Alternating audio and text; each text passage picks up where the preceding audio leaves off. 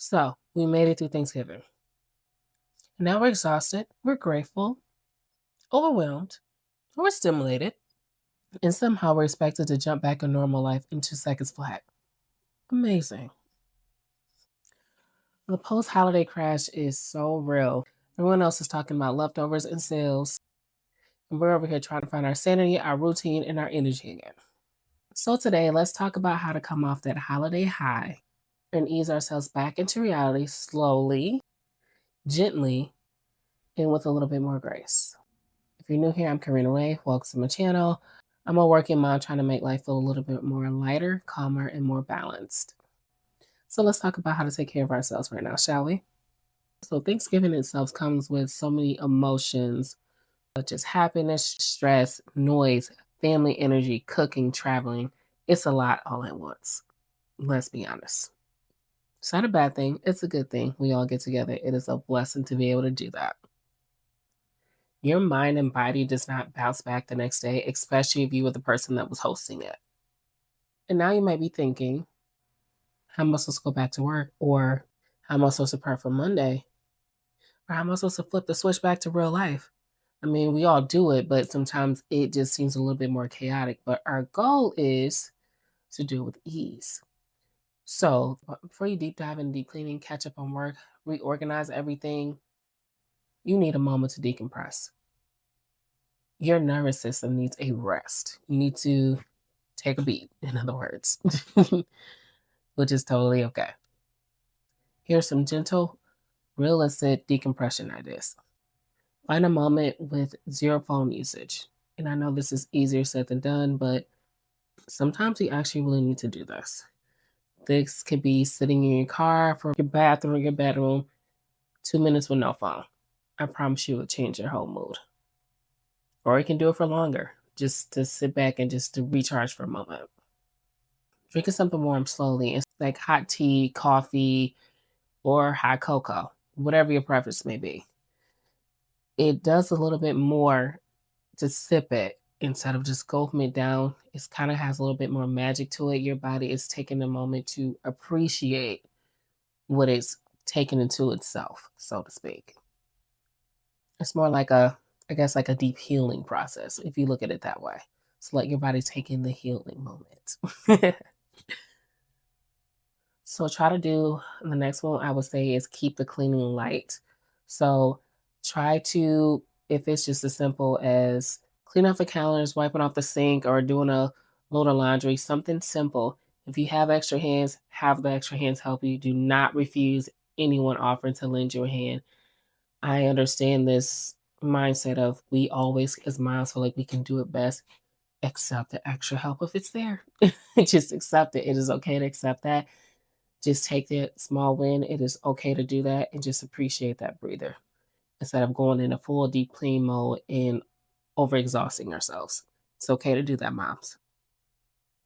Let yourself feel safe and comfortable, such as like cozy blankets, low lights. Your body needs to feel the softness, to feel the stimulation, so to speak. Like sweatpants or like a sweatshirt top, so to speak. So something like that. Because right now, obviously, I'm allowing myself to feel the coziness. It's cozy in the house. So it's stimulating to me. So allow your body to feel that. And as always, mom, reflect briefly. So just ask yourself what went well. No pressure. It's just more of an awareness moment. Because you always want to check in, like, what did you learn from the situation about Thanksgiving? How was it different from the year before?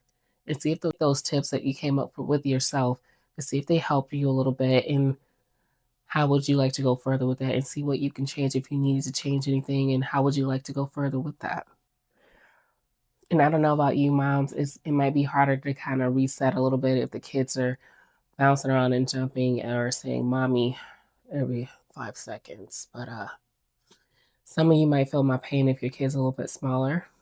I love to be called mom. It is a beautiful thing, but sometimes we all need a breather. And that's the moment you want to find something for them to do so you can take that breather because sometimes you need to step away and that's okay.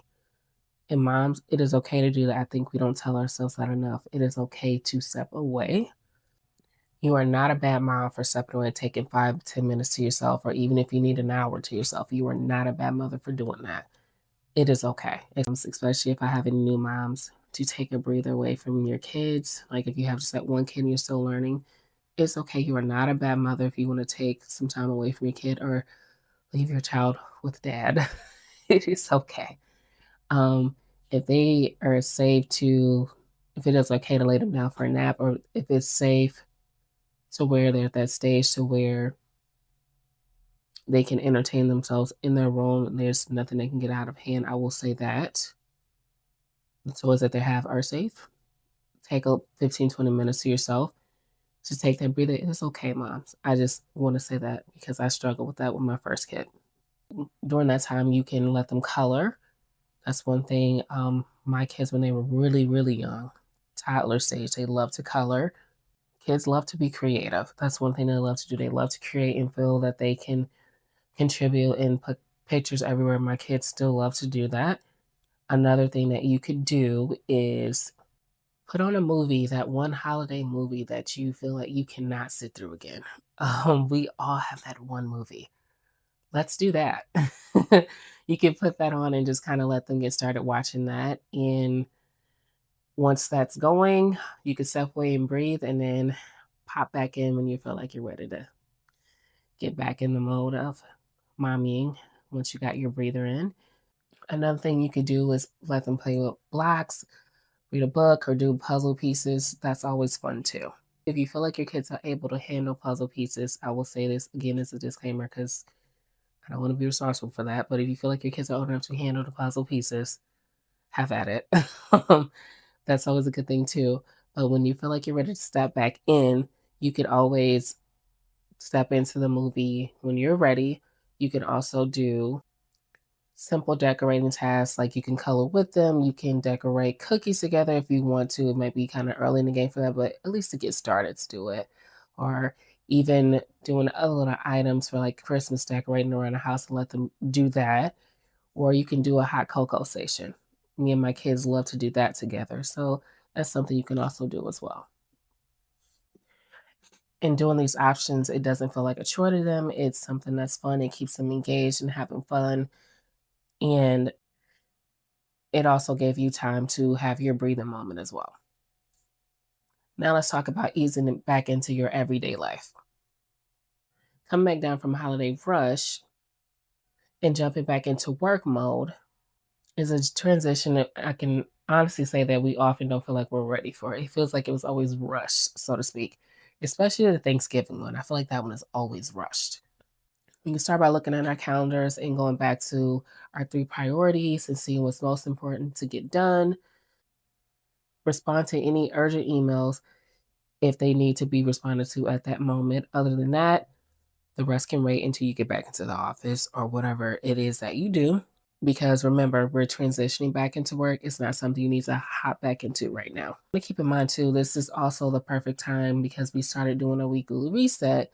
This is the perfect time to get back into doing that and get set up for the week. This is not a big one. This is just a gentle one as we're doing that. So that way it doesn't feel rushed.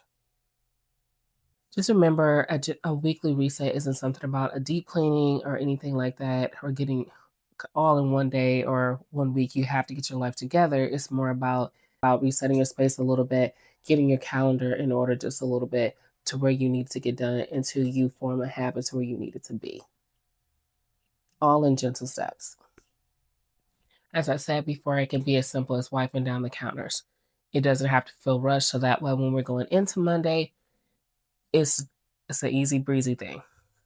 And keep in mind that your weekly reset is more mental than physical than anything. It gives you a chance to breathe, regroup, and put yourself back in the center of your week. And once you're giving yourself that small reset, mentally, emotionally, and physically, Monday won't feel as heavy. It starts to feel like a soft beginning. We don't have to dread Mondays. We can go softly into it. Think of Monday as that reset button or whatever day your week starts off with. going back to work after this holiday season. Think of Monday as that reset button, a clean slate. You're not behind it, you're not unprepared, you're just transitioning into it. And that's okay, or whichever day your week starts out with after this Thanksgiving. Moms, give yourself grace this week. You just came from a lot. The emotions, the noise, the cooking, the conversations, the energy. It was definitely a lot of energies, if we were being completely honest here. Take it slow, ease back into it, savor the quiet, and thank yourself for everything that you managed to do.